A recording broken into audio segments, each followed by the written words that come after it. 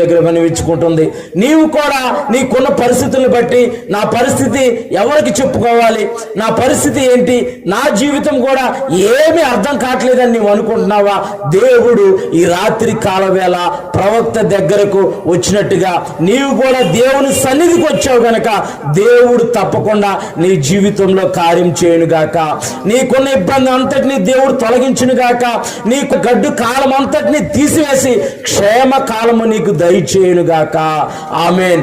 ఇక్కడ ప్రవక్త శిష్యుడైన భార్య ప్రవక్త దగ్గరకు వచ్చి అంటుంది, అయ్యా నా పరిస్థితి అయ్యా, నా ఇబ్బంది ఇదయ్యా, అయ్యా నా ఇబ్బందిని ఒక్కసారి నువ్వు గమనించయ్యా అంటే ప్రవక్త అయిన ఎలీషా ఏమంటున్నాడు చూద్దాం ఒకసారి. చదువమ్మా. ఎలీషా నా వలన నీకేమి కావాలను చాలు, నా వల్ల నీకేమి కావాలను దేవుడి రాత్రికాల సమయంలో మనల్ని అడుగుతున్నాడు. నా వల్ల మీకేం కావాలి?